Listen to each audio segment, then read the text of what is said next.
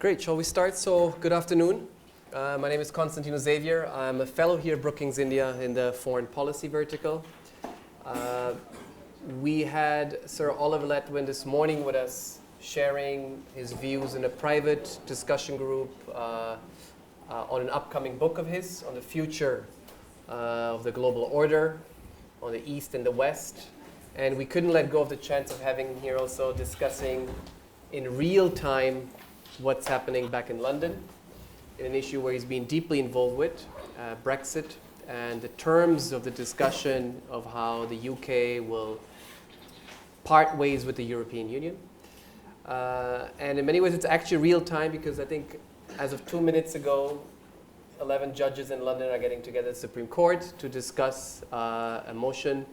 And I think therefore we'll be with our eyes on the phones, but in many ways, I think it's also something which is not very factually saying, not very important. So we'll try to keep a big picture, discuss really in line with our interests here at Brookings India, the discussion about Europe and the future of Europe and the European Union, to keep the discussion a bit larger and a bit macro in terms of the future of Britain, the future of the European Union, the future of the relationship between the European Union and Britain, and most importantly, the relationship between the United Kingdom and India. And it's a great pleasure to host Sir Oliver Letwin here for this discussion, and also former Foreign Secretary and former High Commissioner to London, Ambassador Ranjan Mathai, both of which I think will share with us their perspectives on this relationship. And so Letwin, if I may start with you. You've been very involved in this. You are no longer a Conservative Member of Parliament as of a month ago, I think, or a few weeks ago. You're known as a rebel in that Parliament, which is actually not sitting these days. And we're getting close to October 19th. We're getting close to October 31st, and the possibility of a no deal, which would be at the best a crisis and a challenge for both the EU and Britain. So let me just read out actually your last tweet, your last ever tweet of August 28, when you say this is not a proper way to proceed. You mentioned it in suspension of Parliament coming up. I expect that Parliament will respond the only way it can by legislating next week, which you actually ended up doing, before it is prorogued, to prevent a disorderly, undemocratic no-deal exit on October 31st. I shall certainly be supporting that effort. What would an orderly, democratic exit look like to you, sir? Orderly is easy to describe and fairly uncontroversial, in the sense that if there is a state like the UK, which is a member of the EU, and it wishes to leave the EU, there is a process under Article 50 of the Treaty on European Union for doing that. And that process involves negotiating first a withdrawal agreement, and subsequently, after withdrawal, a framework for a future relationship. And the previous Prime Minister, Theresa May, negotiated such a withdrawal agreement. And an orderly process for leaving simply means the conclusion and ratification of the withdrawal agreement, which makes provision for the disentangling of an enormous number of legal relationships between the member state and the EU. And in our case would have meant, and would still mean if one gets signed before the end of October, a 2-year transition period during which the trading relationship would remain exactly as it has been, and a future framework for the trading relationship would be negotiated during that 2-year period. And so it would be a smooth, seamless transition from being a member to being not a member but under the same set of rules, to being not a member and under a new set of rules that have been agreed in a new international treaty. And I mean, as you may know, I've been amongst those who have been in favour repeatedly. I voted 3 times for a withdrawal agreement that was negotiated by the previous Prime Minister. I personally voted to remain in the EU during the referendum, but I accepted that that wasn't the majority vote, and if there's an orderly withdrawal agreement and a transitional period, that's fine with me. It may be suboptimal, but it's perfectly acceptable. When the public, we now come to the question, what is it to have a democratic withdrawal process? This is much more contentious. On the ballot paper in the referendum, there were only 2 possibilities, remain or leave. Remain was an unequivocal proposition. It was to remain a member of the EU on the terms that the EU already had with us. Leave, of course, turned out not to be an unequivocal proposition. 2 views of what the leave vote meant have been fostered by 2 different sets of people since the referendum. One view was the view which was the predominant view of those who were campaigning to leave in the referendum, namely that it would be easy to sign an advantageous long-term new relationship with the EU, that there would be no difficulty about the withdrawal agreement, that it will all be perfectly smooth. Soft Brexit. Of some kind, but I mean, I'm not here speaking of the advocates of Remain, I'm speaking of the advocates of Leave. So Mr. Farage, for example, kept on talking about Norway and Switzerland, countries that have very deep free trading relationships with the EU. Another view, subsequently after the referendum espoused, for example, by Mr. Farage, has been that actually a Leave vote meant leave on whatever terms those who voted for leave, including in particular whoever it is that's doing the speaking, thought were good terms, or else leave without any relationship whatsoever and with no deal whatsoever, and hence with considerable disruption of various kinds. And it's entirely open to question what for 52% of the population or so who voted leave meant by this. I think, in fact, there's no doubt that some meant one thing and some meant another. How many in which, who knows? But given that the majority was 52-48, to people like me anyway, it seems unlikely that there was a majority in favour of leaving without a deal in a disorderly way. We don't know, we can't prove that, but we don't accept that the leave vote gave a mandate to any government to leave on that basis. So whereas I and many others have been willing to vote for almost any kind of orderly deal, we maintain that it's not either democratic or sensible for the country to leave without a deal.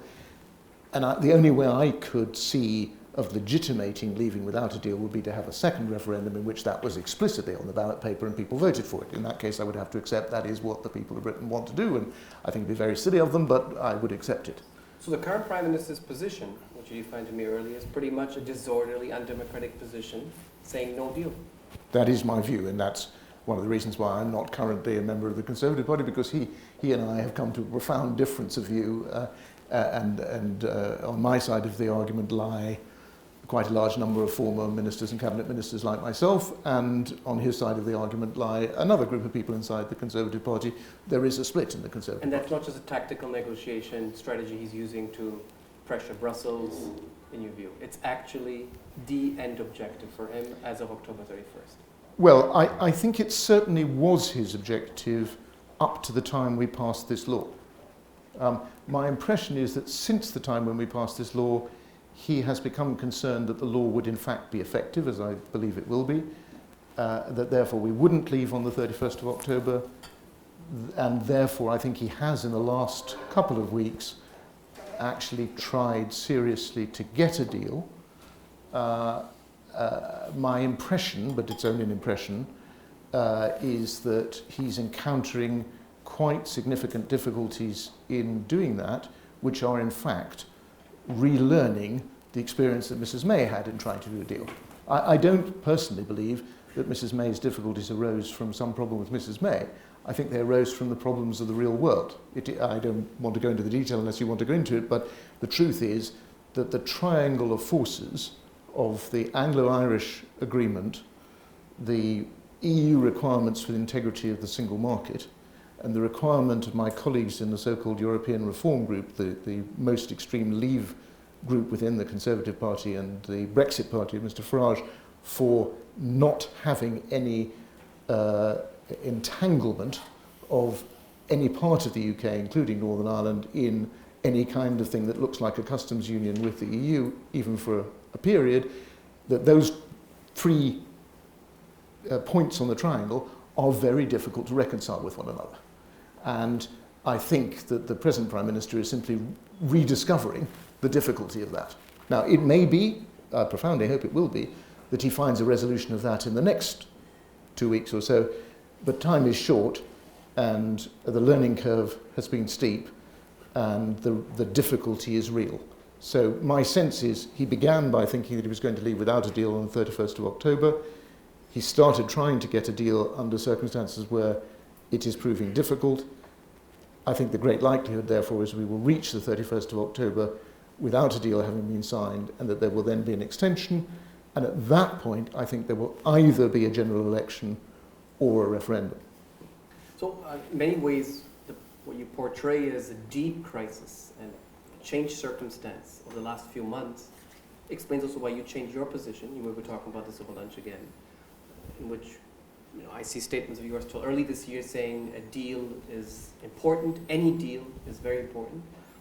At this point, I see there's a bit more pragmatic, the circumstances demand a different attitude in many ways, and a different approach to what's becoming an increasingly, polarized system in Parliament, beyond Parliament, as we speak today with the Supreme Court itself. My question would be on this going forward now, worst case and best case scenario. If you could just from your perspective line out what you see as literally in the next 4 to 5 weeks, what's the worst case scenario by October 31st? What's the best case scenario? Well, from my point of view, the best case scenario by far is that the Prime Minister succeeds in arriving at a deal which is acceptable to the EU and which can gain majority support in Parliament. I will vote for almost any deal that he brings back from the EU, probably literally any deal. That's sort of what James Corbyn said yesterday. Any deal is better than no deal. He did say that, though he has opposed all the deals I've voted for, which means that it's difficult to know whether he will vote for another one. But some of us are omnivorous. We'll vote for any deal. Others are pickier on deals, especially if they come from a Conservative government. It's a complicated scenario here. We're dealing with the interaction of party politics with national interest. It's very complicated, inevitably. But anyway, from my point of view, the best scenario would be that he comes back with a deal, I vote for the deal, enough other MPs vote for the deal to get the deal through, we have the deal, end. That's the best for me. Not likely. I fear not likely. Possible, but not likely. The worst scenario, from my point of view, is that we have no deal. We have what I think will occur, I don't think it's a question of scenario, which is an extension. And we don't resolve this by the 31st of January. And therefore, actually, we leave without a deal on the 31st of January, which is no better than, in fact, in some ways worse, than leaving on the 31st of October without a deal. The disruption of leaving without a deal occurs whenever it happens, and if you're going to do it, you might as well do it earlier rather than later, I guess. And what would follow from that? Who knows? This is all an issue of risk and not of certainty. It's one of the things that makes it so difficult to talk about politically, because if you try to appear on a TV program or a radio program and to explain in a few seconds a situation where you are not stating certainties but outlining risks, that's a very difficult democratic proposition, because it's just our discourse just isn't good at handling things which are uncertain. So it could be, especially with the prospect of new elections on the horizon. Indeed, but I mean, it could be that if you leave without a deal, actually everyone is very sensible and it all turns out more or less okay, and you later work out a perfectly sensible relationship. That is a possibility. Another possibility is everyone is very silly and it's very, very difficult for a few weeks. There are a lot of things going wrong and a lot of people are very miserable. Probably not with any very great short-term economic effect. We had a fuel tanker strike in the UK. I think you may have been the High Commissioner at the time. which almost paralysed the Blair government. No, you weren't. In fact, you were Foreign Secretary at the time. Anyway, we had this fuel tanker dispute. It had no economic effect, but for a few days people couldn't fill their cars, and it almost paralysed the government.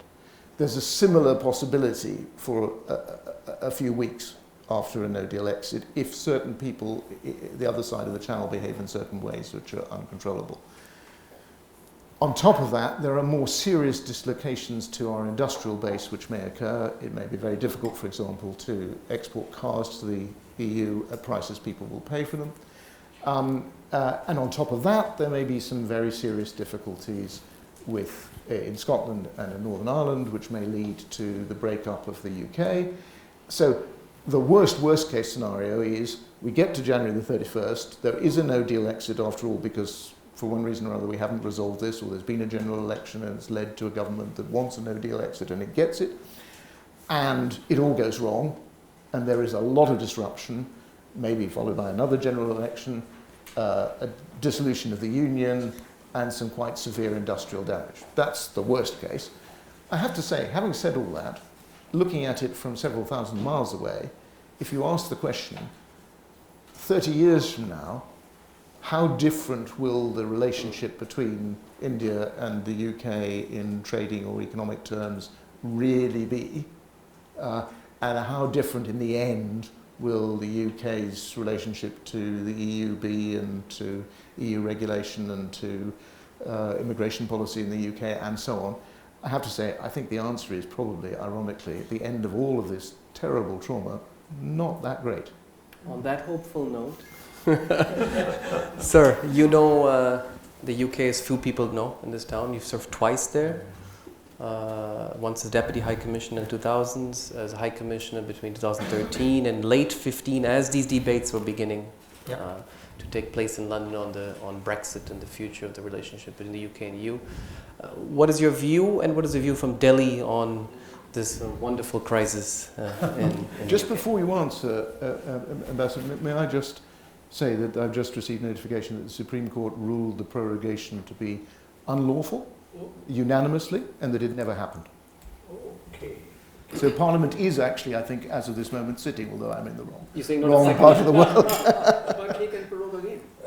He can prorogue again, Prime Minister. No, even the current one is not. If he tries to do so on the same basis, he will be doing so unlawfully.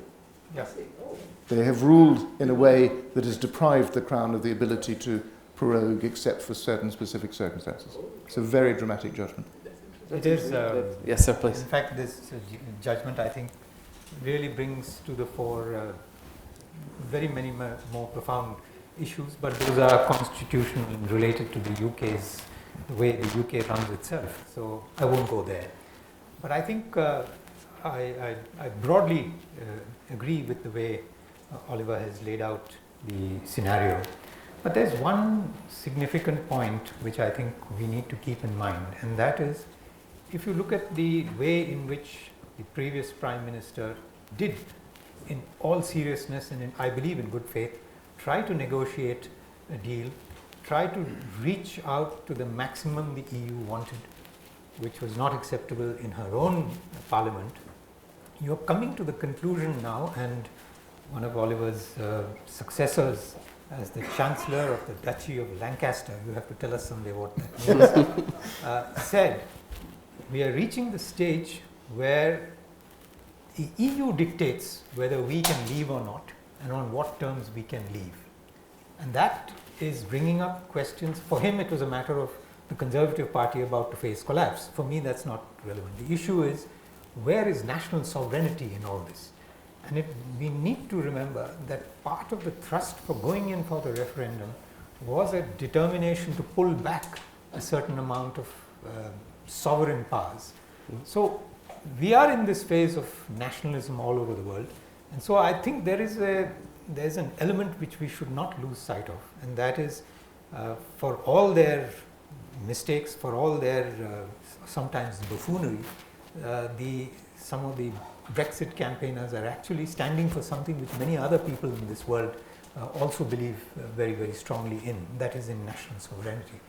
So I think this judgment, I think, is certainly a setback for them.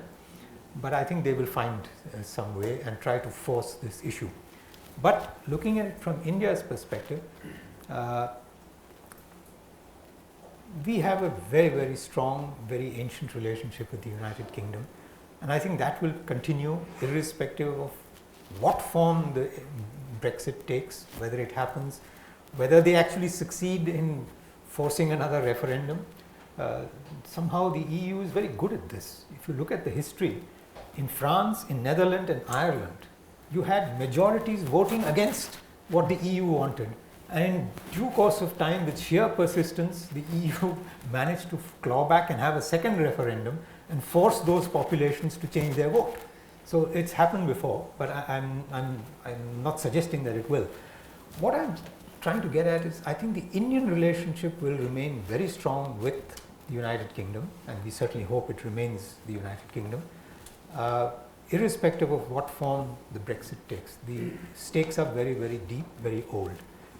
There is, of course, the fact that many of the Indian very large investments in the UK were predicated on the possibility of using Europe as a market, but I think they will work through that, and whatever form of relationship ultimately the UK works out with Europe. And by and large, the industrial groups all feel that agriculture and cars are the two outliers right now. Everything else should be back to normal fairly soon. So that relationship will continue. What will be interesting is how the rest of the EU will carry on after this. We have the possibility of signing an FTA with the EU. The EU has to pull itself together. There are some very interesting pointers coming out of the EU, that it is taking account of some of this nationalist upsurge in its own membership. I don't know how many of you saw, there is a controversy going on right now over Ursula von der Leyen's designation of the Commissioner for Immigration as the Commissioner for European Values. And there's a deep significance in that, cultural values, the sense of, again, identity forcing its way into politics. The European way of life. Yes, right? the European way of life. So I think it will be a fairly, high priority for the EU once Brexit happens, and I think it will happen, to quickly make sure that among the major trading partners, there isn't too much sense that this one disruption within us is going to cause any disruption externally. So to that extent, I expect to see some progress towards a negotiation with India on an FTA. So I think on the whole, whatever UK form, you mentioned, or EU? No, the Both. EU. With the UK, I think we will be able to move fairly quickly towards working out a trade agreement, and the UK will certainly need it, because otherwise WTO rules will kick in, and so it would be in their interest, and certainly I think for a lot of Indians there would be great interest in signing very quickly with the UK. So it sounds like there's space, or actually that's already happening, for various Europe policies here in Delhi. You can have a relationship with the UK. Yes. Let's not forget the Commonwealth also, which is becoming more active and more important. You can have a relationship with France and Germany. Both relationships which are very strong these days, with France in particular, even on defense and security issues. Yes. And with the EU, 27 without Brexit. So it sounds again quite optimistic. Yeah, I don't see that much disruption in the relationship with India. What happens in its relationships with other countries, it's interesting if you look at the attitudes of some of the major powers towards Brexit. Mr. Donald Trump seems to be an open supporter of Britain moving out. Mr. Putin also is, and he has encouraged the British to go for Brexit.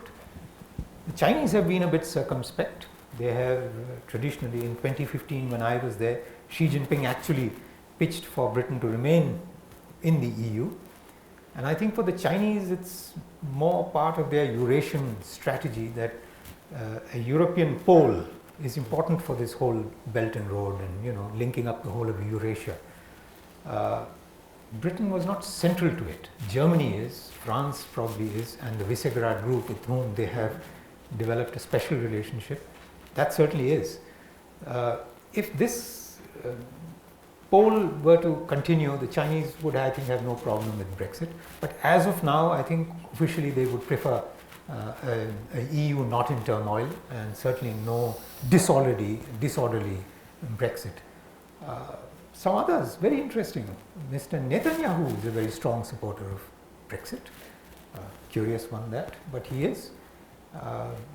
Among the other powers in the world, the Japanese have been very quiet. Traditionally, their companies, and I have been in London and I know how they feel, have that same sense of worry about what happens to our major investments which are in the UK, because these require the European market. I think if they were assured cars will be a problem. Similar to Indian concerns you mentioned. Similar, Japanese ones. yes. But otherwise, they are reasonably sanguine that they can live with either scenario. So why do we have this abnormality of having an Indian Prime Minister who's also not supportive of Brexit? I'm not so sure. Compared to the other leaders you mentioned. I think by and large, the Prime Minister took the view that this is a matter internal. It was an internal debate going on when he arrived in 2015, at least when I was there. And certainly we have been always cautious about not implanting ourselves in the middle of other people's national debates, because we don't like that in our scenario here in India. So I think to that extent we are a little circumspect. But if you notice, some of the strongest supporters of Brexit include members of the Indian community in the UK. The Home Secretary right now, who is one of the people in the party who stood up very strongly, is somebody who is well connected here in Delhi. And so there is an understanding and sympathy for both points of view. Could it also be that India, by instinct, by experience, favors a strong, united and stable Europe, particularly now that we're seeing disorder, uncertainty at the global stage, the US-China rivalry, competition? For the first time, somehow I sense in the last few years, you have a sense here in Delhi that a strong, cohesive Europe is of strategic importance to India. And therefore the importance of a good deal between the UK and the EU, which assumes a working relationship on trade, on mobility, on standards, but also on security issues. Yeah, I think our position that favors there Indian interests is similar to the Chinese of 10 years ago, because we favor a multipolar world. And having Europe as a credible alternative pole, a credible source of global finance, of global soft power, of global science, science and technology that can make a difference to people's lives around the world. Yes, I think to that extent, the pooling together of European capabilities is something which we see as of very great importance to our own national interest.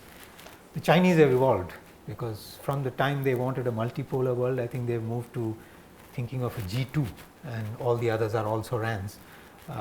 But certainly for us in India, this kind of an alternate pole does not exclude the possibility that Britain could be outside it and continue to wield an influence in what you could call an Anglosphere or a wider English-speaking world, a Commonwealth, and or so a on. Europe, or a stronger Europe. A stronger Europe is separate. What I'm saying is, we can live with a stronger Europe in which Britain is not a part, and find our national interest in both.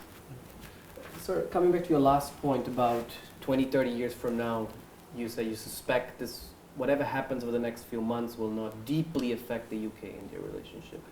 Could you play out how you see that relationship, or assuming Brexit takes place in one form or the other in the next few weeks? Well, I mean, I broadly agree with what the Ambassador was saying. It seems to me that the big picture question is what role Europe as a whole, including the UK inside or outside the EU, plays in the great question of the relationship between the US, China, India, the ASEAN countries, the rest of the world. And I don't think in that respect whether the UK is inside the EU or is outside the EU is terribly significant, or is likely to be terribly significant. I think what does matter quite a lot to that is how the EU itself evolves with or without the UK, and what strategic positioning in that global context Europe as a whole decides to adopt. First of all, in relation to trade. I mean, one of the advantages of the UK being within the EU has been to date that it has resisted persistently, alongside frequently Germany and some of the Scandinavian countries, but in contrast to many of the Mediterranean countries and France, it has resisted the tendencies of the EU to build fortresses around its activities through trade restriction. It's been, the UK and Germany have been the leading powers inside the EU in favour of a more open trade, the GATT rounds, all of that. And it would have quite a considerable effect on the global balances and the prospects for multipolarity, and I entirely share the Ambassador's hope, and I think the sort of general Indian hope, that we do evolve, as you know from this morning, a multipolar world in which we find a way of cooperating, living in peaceful coexistence with one another, rather than allowing there to be a massive encounter between two, you know, an established hegemon and a nascent hegemon in China. And if we're to do that, it's quite important that Europe should feel part of and be part of promoting an open, free trading world. So that in itself will matter. But that could happen with the EU without the UK as well, as long as it pursues that path. Secondly, I think it will be quite significant how far the EU gets absorbed or avoids being absorbed in massive internal debate following whatever happens on Brexit. So Brexit is a small part of a much bigger question, which is, what is the future of the EU? My own feeling is that Macron's vision is likely to predominate, and that it's likely that we will find eventually a resolution in which there is a sort of inner core that becomes more and more like a state, and an outer core that becomes more and more like a free trading area, and I think that is probably quite a stable solution. It's not certain that that's what will happen. If it doesn't happen, I think there might be continuing friction, and it could be that the EU becomes extraordinarily internally preoccupied and therefore fails to fulfill the role in the global scene that it could and should fulfill, of trying to bring together the great moving parts and trying to facilitate a more sensible attitude in Washington to Beijing, and in Beijing to Washington, probably alongside the Indians and others. And so I think the two big issues are, what is the trading stance of the EU going forward, and what is the global ability of Europe to play a part in constructing a stable multipolar world going forward. And those are much more important issues than the question of whether the UK is within, without, has this trading relationship or that trading relationship to the EU. Matters to the UK, but I don't think that terribly matters to the future of the world. But let me play devil's advocate. I think it would matter. Let me portray a different view here. And speaking to what Ambassador Mathai was mentioning, the age of sovereignty these days, right? That there is populism, nationalism, a demand for sovereignty, for reassertion of political independence, a skepticism about multilateralism, regional cooperation, integration. Here's a moment in which the EU matters more than ever. Whether it's going to make it or break it, we don't know. I think your scenarios are justified, but you go to Brussels these days, you're talking about the militarization of the EU, slowly. You're talking about the crisis in the transatlantic relationship. The EU is becoming, at least discussing, and becoming at least a more important actor than ever, possibly more important. And exactly at this point, the UK is opting out. At the point in which a transatlantic relationship and your most special relationship of all special relationship with the United States is under crisis, and you have a president in the United States saying that you've become dispensable, that you have to take care of your own security, of your own trading relationships, be part of Europe and not rely on the United States. At this exact point, the UK is moving into this age of sovereignty, into sort of a separatist mode, if you want. To what extent is that actually factual and endangering the UK strategic priorities for the future, in terms of being alone or being part of a larger bloc? If you want to call it a post-national bloc, a regional cooperation bloc, but certainly one of those poles in that multipolar world you were playing out for us. Well, I think the first point is, while I completely agree with what the Ambassador was saying about the trend towards nationalism as a form of self-determination in recent years, I think it's uncontroversial that that has been happening. I don't think those trends are for keeps. They come and they go. And this particular one, I think, at least in the West, has largely been generated by the after effects of 2008, which has had a very long dated effect on real wages for large parts of the populations of the United States and Western Europe.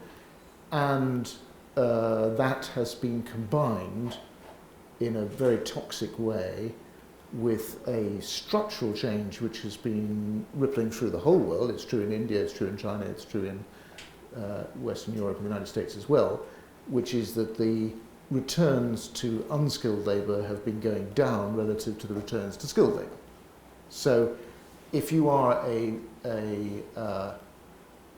unskilled labourer in the northeast of England, or the Rust Belt of the United States, or Dusseldorf, it doesn't matter where,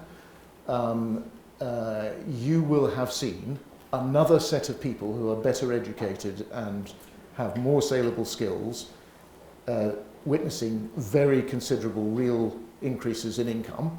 And nowadays, you can, even if you're not at all rich, you have an iPhone or something, and you see in numerous social media young people enjoying themselves with champagne at bars, and you're not, and your income's been less than it was in real terms 10 years ago. So you and describe that, the I think, is archetypical Brexit yes, voter. yes, but also and we could be talking also about Pittsburgh and the Trump voter. Correct. It's the same. Incidentally, it's the same voter as the voter for the AfD in Germany, for and these voters Norbert come in and go. Austria. These voters come and go. You're absolutely right. But Yeah. the effects of this, I seem to hear that you're playing them down, but they seem to indicate isolationism, withdrawal from one of the most effectual regional cooperation experiments in the world in a multipolar world. You're right.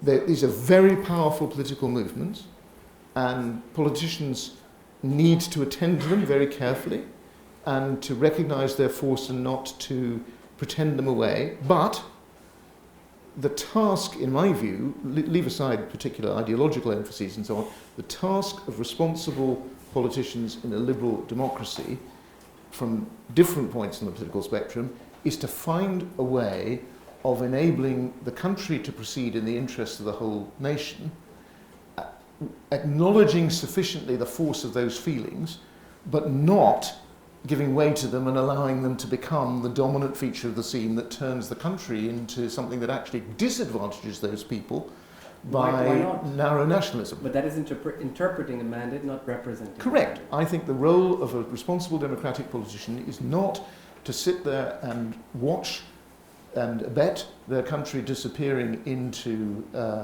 some form of chauvinistic nationalism or worse, in order to win some popular votes, but of enabling the country as a whole to acknowledge the problem, to try to deal with it internally by whatever means of fiscal or otherwise are necessary to elevate the condition of those who have a genuine grievance, while at the same time preserving a world order that is actually for the benefit of mankind.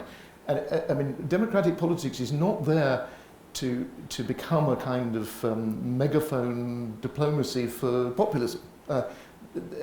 When you mention, Ambassador, that the proponents externally of Brexit include Trump and Putin and Netanyahu, I don't think I could find a better rhetoric for why I am sceptical about this move.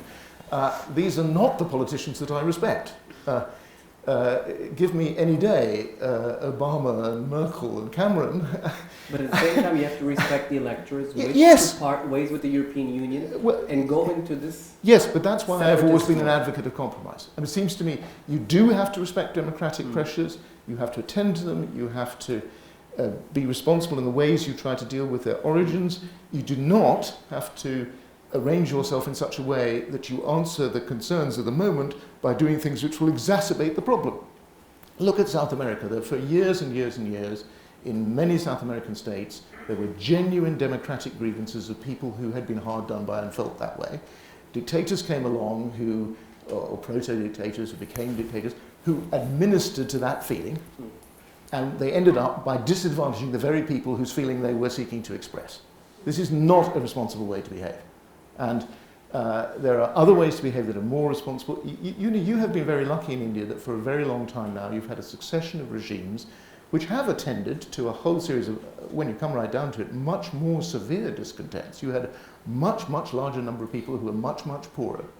And you've had a succession of regimes that have tried one way and another to elevate their condition, often by doing things which they might not themselves have voted for individually, and to accumulate sufficient degrees of democratic legitimacy at elections to enable that to happen in different, with different ideological emphases as different regimes have succeeded, but that's been the trend in India. It's worked. India is a much richer country today than it was 30 years ago. That was not because you had a succession of people running India who were just doing the irresponsible thing that they thought would get the next vote. It's because there were actually governments that were trying to think relatively strategically about how to improve the condition of the Indian population as a whole. That's our responsibility in Europe, and I think we have to resist the tide of aggressive, chauvinistic nationalism. This is regardless of the Brexit debate, and try to maintain a position which is sufficiently open and sufficiently progressive so that we are actually advancing the condition of those who are complaining rather than just administering to what they think on Wednesday is a good idea. Great. So let's open up to the floor and take a few questions. We have 15 to 20 minutes. Yes, sir, please.